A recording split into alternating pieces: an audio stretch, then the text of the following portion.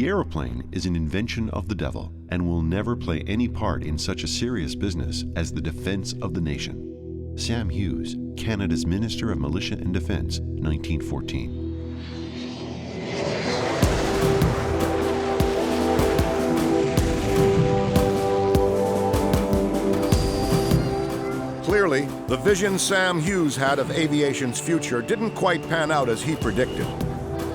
In actual fact, it was one of the understatements of the century, as the aeroplane evolved into an integral weapon of war. It is actually phenomenal, the fascination that people still have with aviation.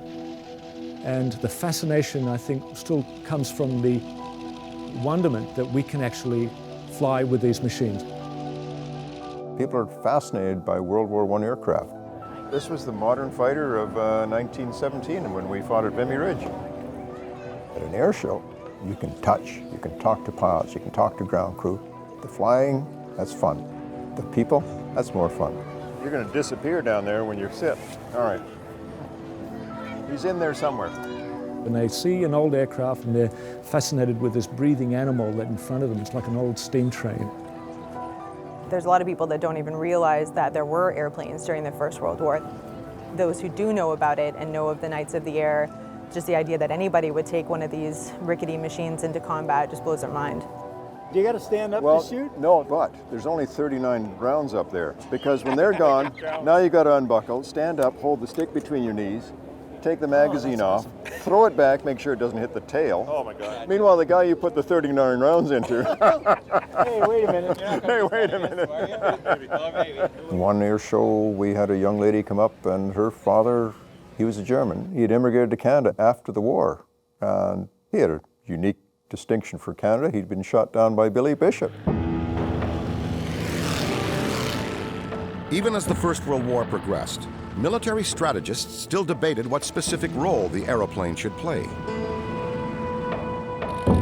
Most countries were skeptical of aircraft simply because it was a new technology. There was not a lot of what we would call now strategic planning or strategic utilization of aircraft. Nobody expected aviation to play the role that it did, especially not the British. By 1916, however, with the Battle of the Somme and some of the horrible battles that have been going on up to that point, the air war was increasingly important to the success of the ground war with observation and photography, for example. The British Air Service of the First World War fundamentally focused on having an offensive spirit.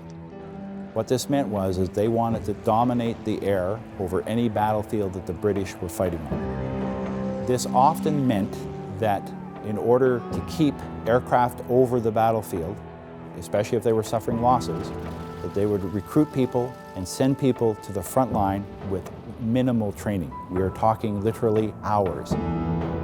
The casualty rate for pilots was staggering, but the insatiable need for new recruits to take their place only intensified as the war raged on.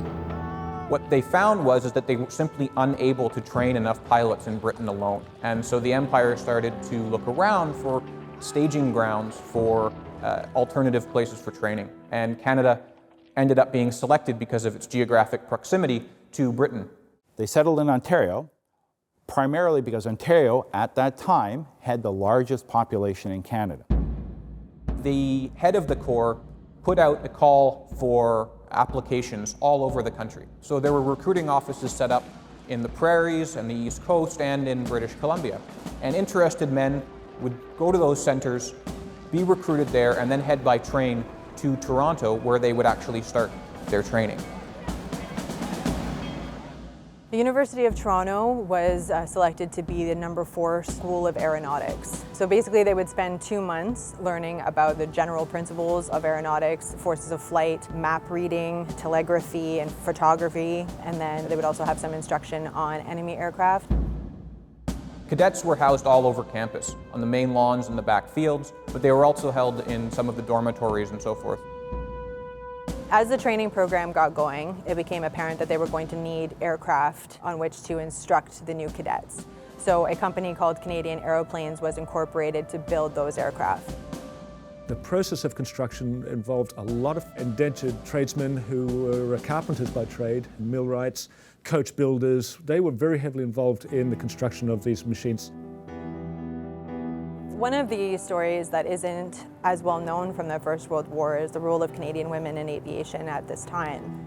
Canadian airplanes employed up to 350 women. It may have actually been more during peak production. There were also several women still working at the Curtiss Airplane and Motors factory, and there were some women working at Willys Overland who were developing engines. The skills were just absolutely phenomenal for what they were doing and the timelines that they had to build these aircraft in. The JN4 was the first mass-produced aircraft in Canada.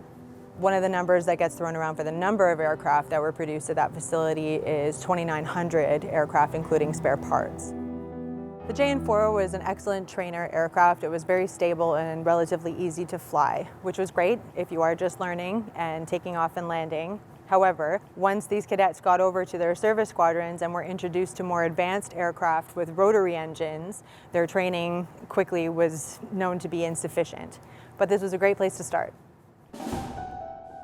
Once men completed their training at the U of T, they would move on to the actual flight schools, which were set up at airfields around what is now the GTA. The cadets invariably were crashing all around their airfields, and so they would land in farmers' fields, they would land in trees, they would sometimes even land on the hangars that they were supposed to be parking the aircraft in.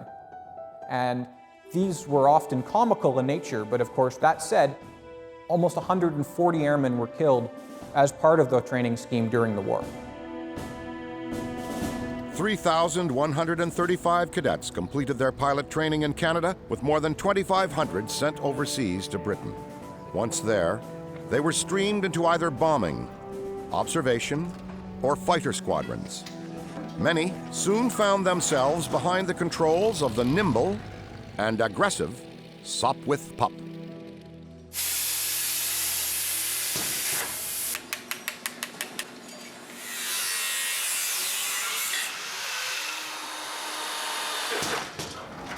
What we're doing here is building the Sopwith Pup.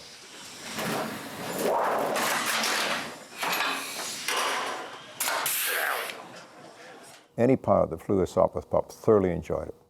Delightful aircraft to fly, fun, versatile. It did everything you wanted it to. So if you're going to build the World War I aircraft, it always struck me this is the one to do. The building a replica Sopwith Pup, identical to the one that my father flew in World War I. And this project really recognizes Dad's achievements.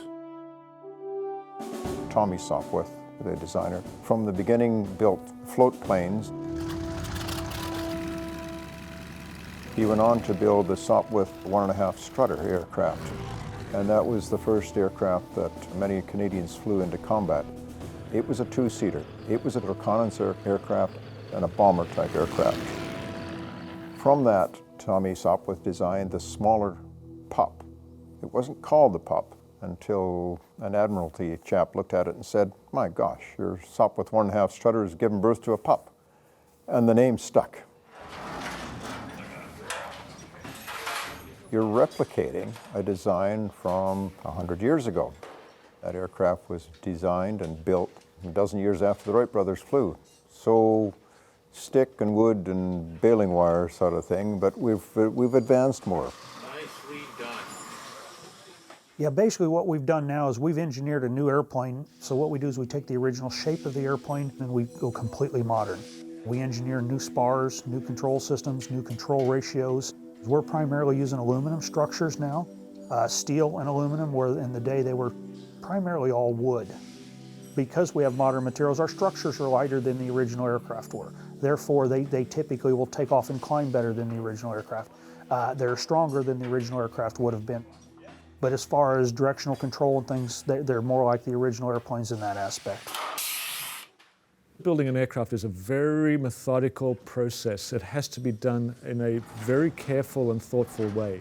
The engineering involved may seem very simple in its concept, but the actual execution and the carrying out of that task can be very, very involved and very meticulous in its minutiae. There, now you just gotta put the pin. It was pretty amazing what they accomplished in the day. It's one of the most spectacular times, I think, in aviation. There was a lot of experimenting going on. Things would change quickly in the field. Mechanics would take an aircraft and alter it in the field. They would improve the performance or handling or something. That would immediately go back to the factory and they would make the changes right away. It evolved very quickly. I've got a lot of respect for the guys that flew the airplanes in the day. They were flying aircraft that weren't up to the standards that we're flying these days. The materials weren't up to the standards. The engineering wasn't up to the standards. The men did some very amazing things. While it would have probably been a great thing to experience, I don't know if I'd want to have been in the seat that they had to sit in. The enduring legacy of First World War aircraft has lasted for well over a century.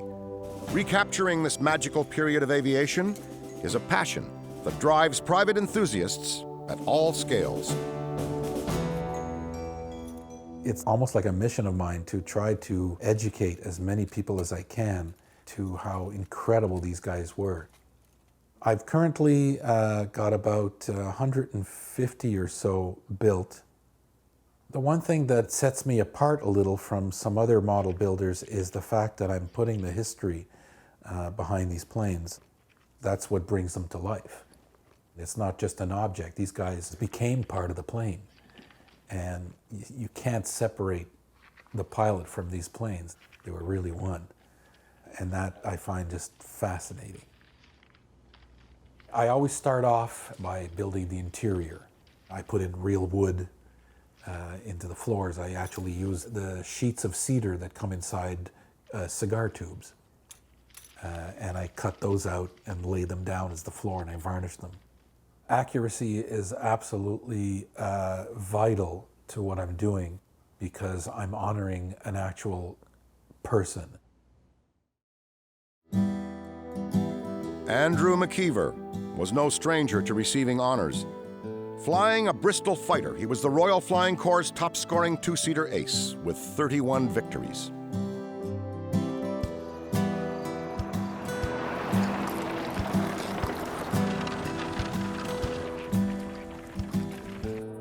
The McKeevers farmed outside of Listowel in Alma Township on the second concession of Alma Township. The story goes that he was just a gentle farm boy, a non-smoker.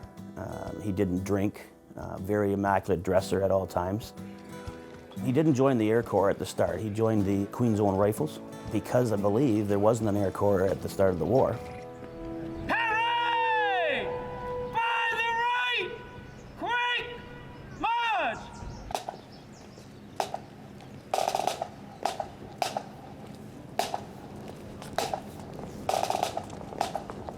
The community sacrificed a lot. Farm boys went, the bank manager's son went. The impact on the community was immense. We have a cenotaph with 121 names on it. The town of Listowel at that time would have a population of probably between 1,500 and 2,000. And to have 121 that didn't make it back, that's a lot for a town that size. I think they thought that Christmas would be the time they come back because they were going to go over and get the Hun. Unfortunately, it didn't work that way. I think it's very important to carry on their legacy and to never forget their accomplishments or their actions because their bravery and courage, it was for us.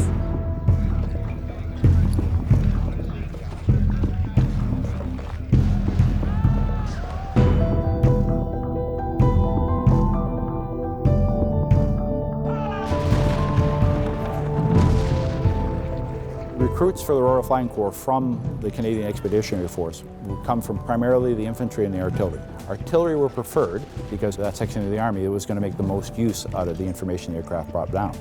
But if a member of the infantry or a member of the cavalry was deemed to have the right stuff, if you will, usually it's because they had distinguished themselves or because they'd been wounded, then they would be recruited into the Royal Flying Corps. The Bristol F-2B fighter was probably one of the most successful two-seat fighters of the First World War. Andrew McKeever, who's one of Canada's aces, was a huge proponent of this aircraft and scored many victories in an F-2B. He had 2 kills the first day he flew into combat. The gun that I'm holding, the Lewis gun, is very heavy, and it surprised me that this would be in an airplane back in those days with the kind of weight that it does have, but this is the gun from McKeever's plane. Andrew was the hero that we didn't talk about. But mysteriously, on the second floor, there was a lithograph reprint of a painting called 5 Down for McKeever. You get to see the landscape of France, and you get to see military planes in action and his triumph. He and his gunner shooting down 5 of the enemy in one combat mission. My 97-year-old aunt had the package, and in the midst of these clippings is the letter from the King awarding the Distinguished Service Order to Andrew McKeever. I mean, this is an extraordinary document. But it's in with, you know, clippings from newspapers and personal letters. There's a fascinating picture of him standing beside a German airplane that he forced down. But it isn't triumphalism. It isn't bloodthirsty in any way, shape, or form. He made that machine do things that nobody else could. It looks like he did it without breaking a sweat. It looks like style was an essential part of what he was doing, because one of the other favorite details I loved was that when he flew, he always packed a shaving kit so that if he was shot down over enemy territory and captured alive, he would continue shaving and looking good.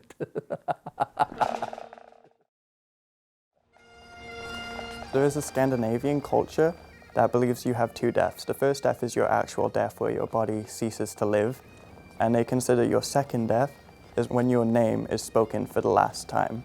I think it's important we continue their second life as they have given us their first life. The town hasn't forgotten. The Legion was named in 1987 after Major Andrew McKeever. He was aggressive, he was courageous, he was brave, and he was a young man from Listowel, Ontario who did that. Soon after the war, McKeever's promising life came to a tragic end as he died on Christmas Day, 1919, due to complications from a broken leg. Andrew McKeever was only 25 years old. The air war had an appeal unlike anything we can imagine today. The closest thing is probably to be an astronaut, to go into outer space. There was this allure that went with something that was new. It was almost the antithesis of the war on the ground, which was static, whereas the air war was mobile, it was fast, and it was captivating. It was considered a young man's game, not only because of the requirement for eyesight and reflexes, but because of the physiological stresses that the individuals went under. With no oxygen, with no heat, with terrible living conditions, and with the amount of stress you got on a daily basis, you had to have the constitution of a younger person in order to do it. While the Allies and Germans were developing innovative ways to use aircraft, they quickly realized that whoever owned the skies could greatly impact the events happening on the ground. This epiphany launched a technological race that saw air superiority alternate from one side to the other. There is fundamentally a massive difference between a 1914 aircraft and a 1918 aircraft. The big thing that's going to change with these particular aircraft is going to be the engine, the power source for the aircraft. At the very beginning, you're talking maybe 30, 40, 50, 60 horsepower engines. By the end of the First World War, you're going to see 200, 300 horsepower engines. And that's going to drive speed, altitude, and maneuverability. So you'll start to see armored aircraft for ground attack. You'll start to see metal aircraft and more of these elements that we would take for granted these days. The Junkers J-1 was the war's first all-metal aircraft. The J-1 was used primarily for low-level flying, trench strafing. Many German pilots wrote to Hugo Junkers specifically thanking him for the design of this aircraft, as they were convinced it saved their lives. During the First World War, there were 2 types of personalization, basically, of aircraft that would have occurred. One would have been sort of officially recognized and sanctioned, which are basically squadron emblems, squadron markings, such as a horseshoe or a shamrock or skull and crossbones or things. The Germans encouraged bright dazzle sort of individual markings on the aircraft. Richthofen, the Red Baron, who, because of his fame, had a lot of liberties, and he decided, let's put some fear into these guys, and started letting his guys paint their planes all kinds of bright colors. That and the fact that they were moving around from base to base like gypsies, wherever the fighting was, they picked up that name of the Flying Circus. Roy Brown, flying a Sopwith Camel, reluctantly achieved lasting fame for his role in shooting down the Red Baron. Brown, after viewing the Red Baron's corpse, remarked that there was a lump in my throat. If he had been my dearest friend, I could not have felt greater sorrow.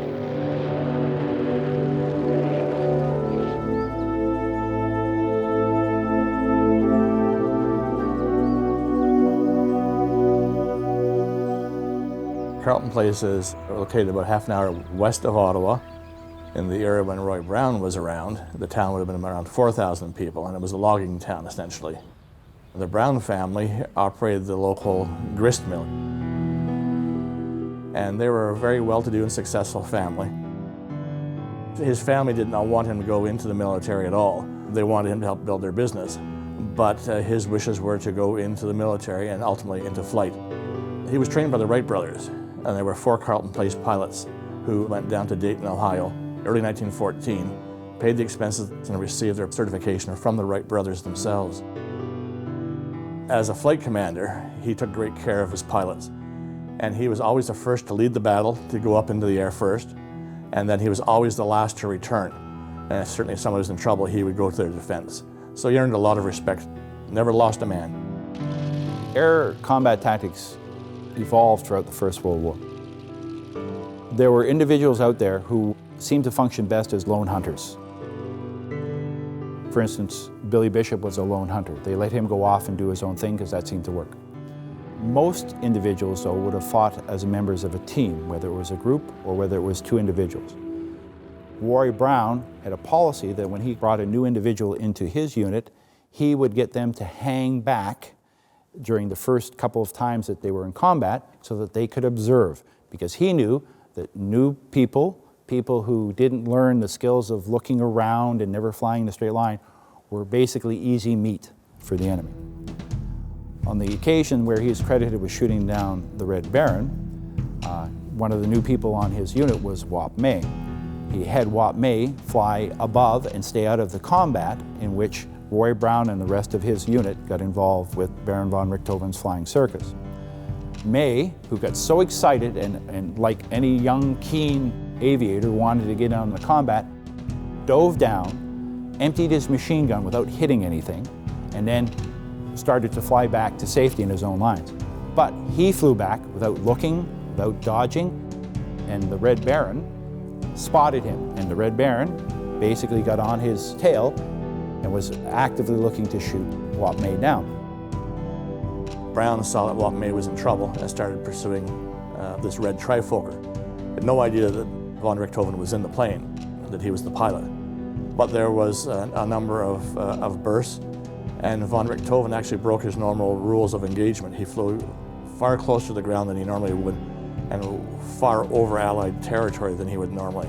But in any case, there were Australian ground troops as well firing at him with rifles, and Brown and others firing at him from the air. And he was hit. It was a very hard landing. The plane buckled. He was still alive, and he shut the plane off so the gas lines wouldn't explode, and then he died. Did the fatal bullet come from Roy Brown, who was pursuing him, or did it come from the Australians on the ground shooting up him? I think primarily the biggest thing to understand is the Red Baron was eliminated from the German order of battle. Who managed to shoot him down will probably be a controversy we'll never solve, but the very fact that he wasn't there probably saved the lives of a whole bunch of airmen who wouldn't have made it through the First World War with him still alive. So as a Roy Brown Society, we started collecting some artifacts. Revell Toy Company produced a Roy Brown Sopwith camel. And more interesting, there were 2 fully illustrated comic books produced about Roy Brown in the battle. We think Roy Brown is a national hero. We know he's not the hero with the most kills. Billy Bishop certainly was. But Brown, to have downed von Richthofen, a major emblem in the war, major point of recruiting for the Germans, major bond salesman for the Germans, was a direct dagger in their heart, so to speak. So yes, he deserves the credit that he got for that heroic effort. These were decent, hard-working men who rose to the occasion to defend the world when it needed defense, and they need not to be forgotten.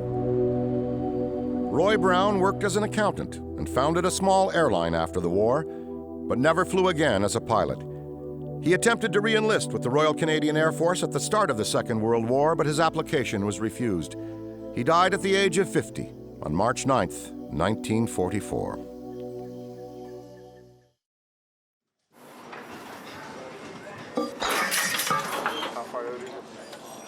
It's been a very interesting amalgamation of a lot of skills. The pull on this metal is this way. Okay. The top one is going to overlap down to here.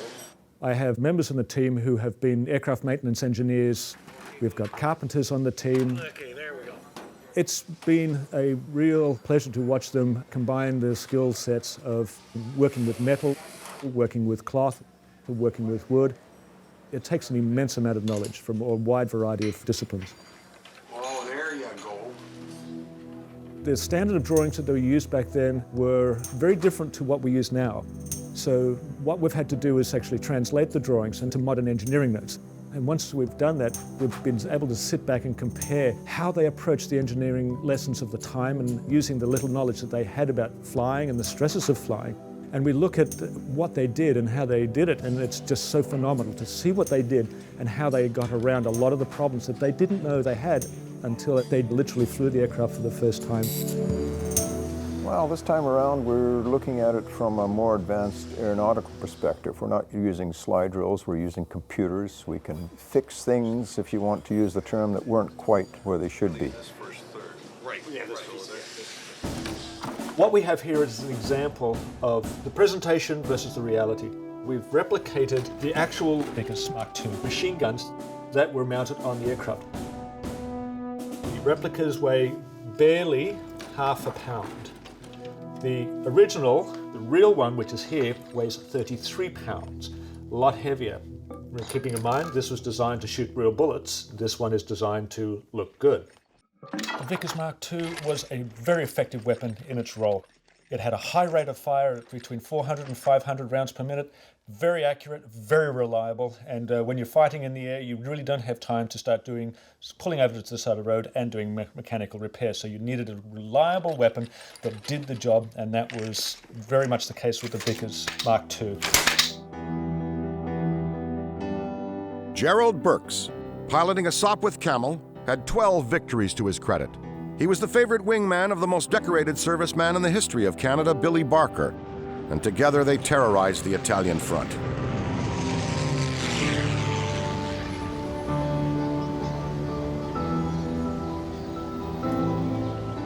Henry Burks came out from northern England.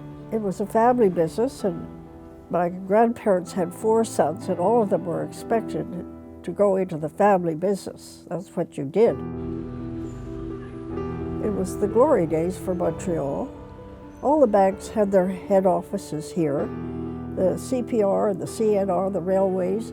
The French community was not dominant at all. The Scots and the English were the dominant population.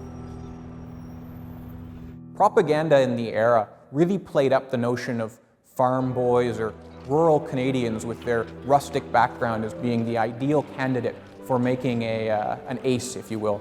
They were just as likely to be merchant sons or from urban centers like Toronto or Montreal as they were to come from the farm. My dad would have liked to have been an architect, I think, or an engineer, and he lost that opportunity because he went to war. Well, that's Dad looking very dapper in his black watch kilt with his lovely spats on his feet, and imagine going to war in a kilt. Well, he was in the trenches, and it was a horrible experience. He was wounded in his arm and sent home, discharged. He came back to Canada and then decided that he could do more for the war effort and went back to England. He joined the Flying Corps, and I've forgotten where they trained. He didn't have that much training before he was sent to the Italian campaign. This is the bullseye off the plane, the Sopwith Camel, that my dad flew in, and so it's a good trophy. I had it framed for Dad. Well, I think he was challenged by flying in these little paper-mache planes. They were very fragile, and he had to shoot and fly at the same time. The pilots knew each other. They knew who they were shooting down. And at one point, he actually saw the pilot of an enemy plane, and he said, I've never seen a more handsome, beautiful face in all my life. He was affected by the intimacy of all this. World War I air combat was often fought at very short distances, so you could see the individual. You could see the bullets hitting the enemy aircraft. You could see the wounds inflicted on the enemy pilot. You could see the enemy pilot in a plane on fire crashing to the ground. Those were shared experiences that those veterans had, and those were the shared experience that would tie them together. But make no mistake, in the middle of the First World War in air warfare, chivalry, although it occasionally happened where you might bravely wave off an enemy whose guns had jammed, was not the order of the day. The order of the day was to shoot down the enemy. He was very definitely changed by the war. He rarely talked about it. He was a humble man, and very grateful to be alive. After the war, Gerald Burks briefly joined the family jewelry business. He was a patron of the arts and a prolific painter until his death on May 26, 1991, at the age of 96.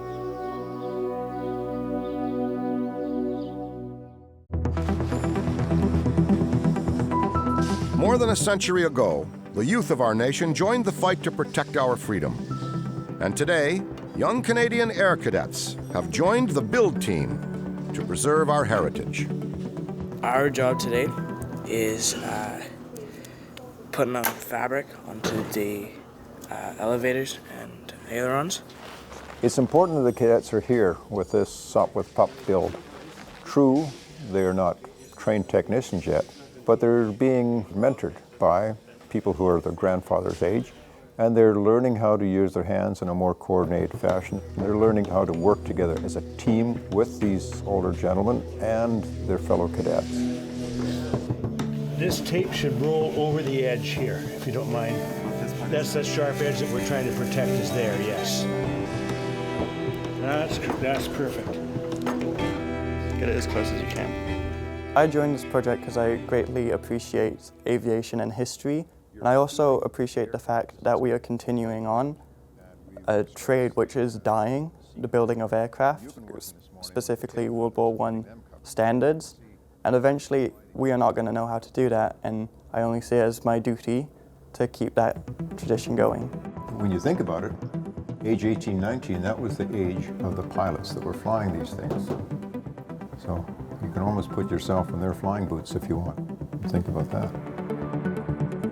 Alan McLeod from Winnipeg was 18 years old when he won the Victoria Cross.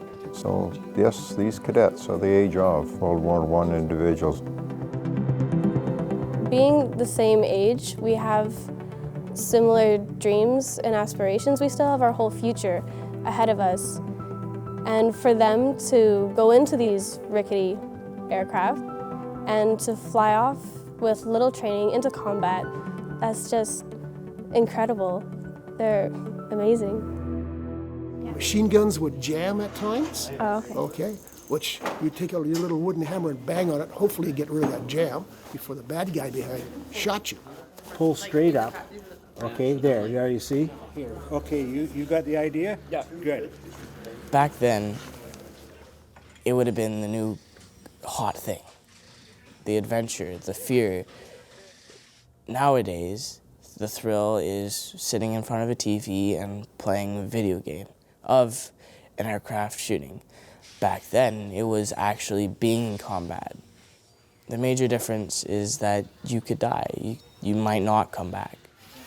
Nice straight line. Being a part of this project is really an honor. Because after I'm done with school, I just want to become an air mechanic, and I thought it'd be a great opportunity and a chance to show what I can do. Knowing that that information is being passed on from professionals that actually have a passion for it, and it has a different feeling than if you were just to go online and search it up and look at it on YouTube or something. The passion is what you don't get. The feeling of touching and feeling and getting hands-on with the project is what you don't get if you just look it up online. These men, their courage and their ingenuity should always be remembered because their sacrifice, it was for us. Carl Falkenberg, the grandson of a Swedish baron, registered 17 victories while flying an SE-5A, which was also the favorite aircraft of legendary Canadian ace, Billy Bishop.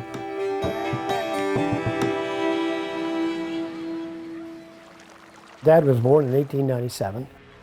He grew up in Newfoundland. His father was the manager of a sawmill, and was very prominent because the wood they were harvesting was used to build boats. As a youth, they played in the docks and they went crab fishing and hunting caribou. He signed up out of Quebec, I think, and was sent to the army, and so he spent time in the trenches. And he was badly wounded there, and he was in the hospital for 5 months or something. He got gassed. The shell that exploded next to him and buried him, and the gas was there too. And after he got out of that, he wasn't very fond of the ground attack, and he joined the British Air Force. And he was in the Air Force for a year, the last year of the war. From a lieutenant, he became a wing commander in a year. And the casualties in those old planes was horrendous. And so that if you lasted a month, then you've probably seen most people you joined with dead. Casualty rates were so high amongst new pilots that they almost invariably became fatalistic. And the sad reality was that it was simply through attrition that led to their promotion. That said, however, for the Canadians, they never had the opportunity to command anything greater than a squadron. Those positions higher than that tended to be manned only by the British. They were flying 2 to 3 sorties a day. You know, those planes, I don't know how much, the gas was only last about an hour, so they go and they fly and they come back, rest and go and fly again. Canadian aces were bar none some of the bravest men. You've got to go up there and there's going to be 40 German planes waiting for you and there's only 15 of you. My father's attitude would be that if somebody's hunting you, then you better get him first. Most pilots did not want to engage in a dogfight. A dogfight where the aircraft are mixing it up and fighting each other is a game of chance where you might win or you might lose.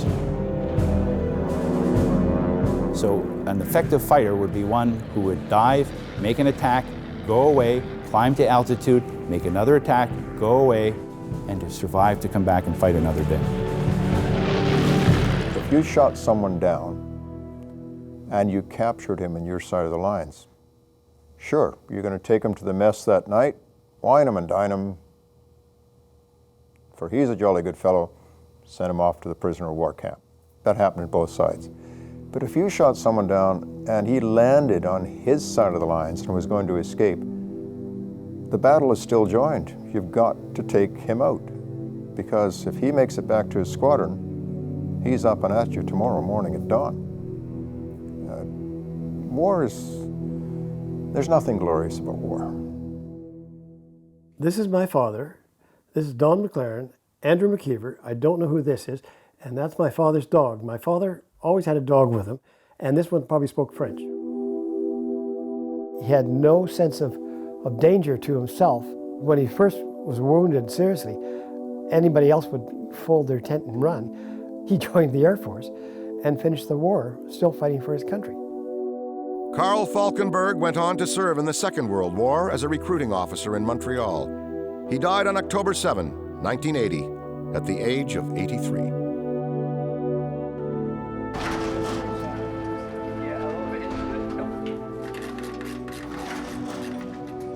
The Canadian Museum of Flight is dedicated to preserving BC's aviation history and Canada's aviation history for the generations. The passion that these men and women feel for aviation and for the preservation of history is truly wonderful. To keep these aircraft flying for the next 100 years is going to take a lot of dedication. We're building them strong enough and using techniques that will stand the test of time.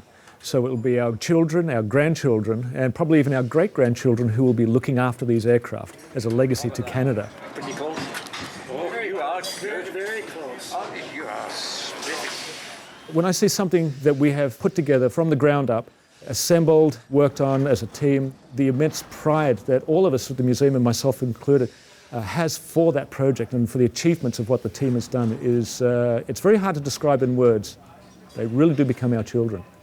These aircraft do have a life. They have character. They are definitely part of the family.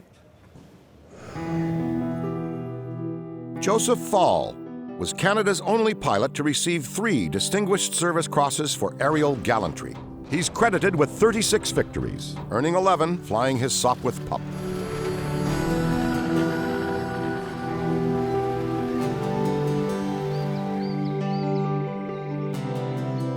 Dad was born on Vancouver Island, near a place called Hillbank, a beautiful valley, farmland, and my grandfather was a farmer. He had a dairy cattle.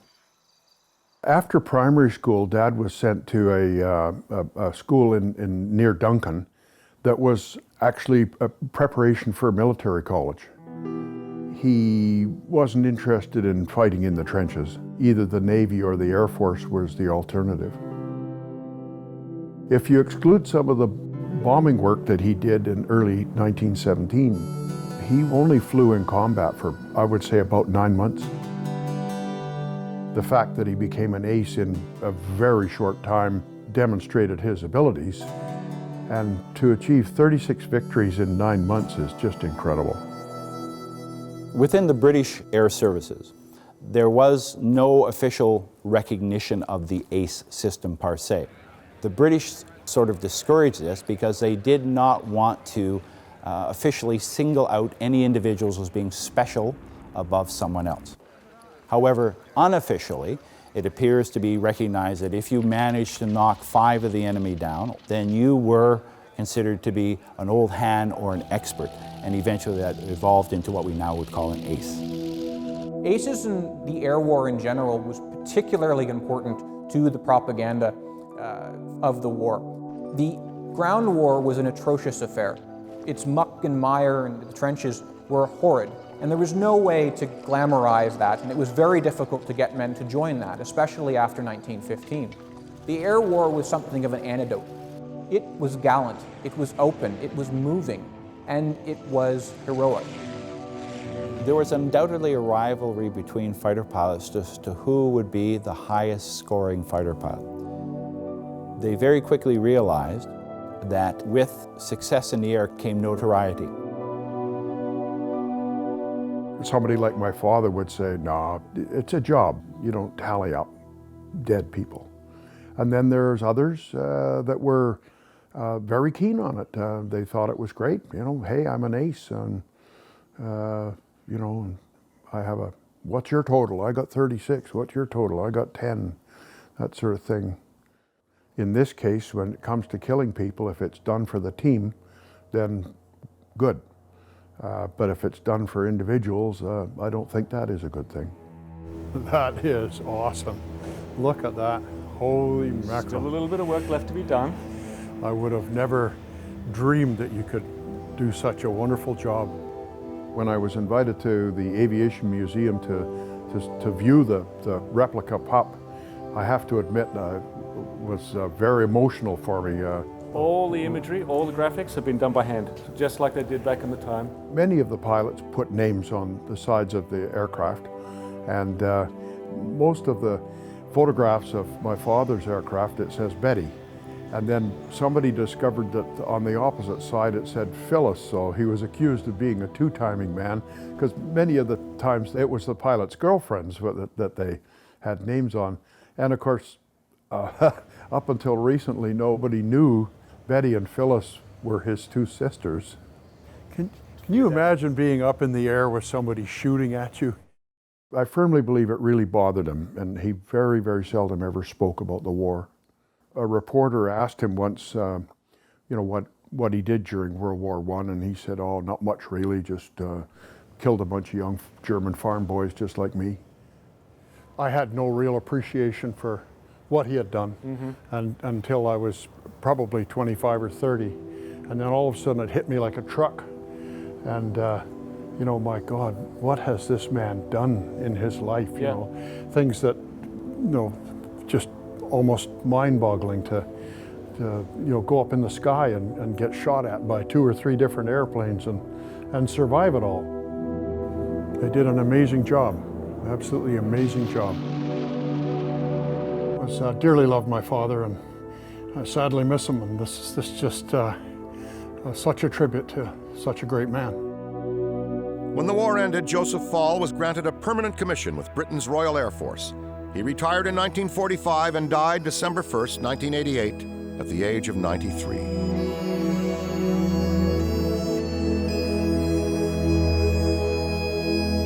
In the 100-plus years since the first air war over Europe, Canadians have distinguished themselves time and again answering the call of duty. But time fades memory and metal. Preserving and honoring our First World War aviation heritage and heroes is now more important than ever. The legacy of these aircraft will live on as long as there are those willing to carry the torch, to honor the brave young men who flew on wings of courage.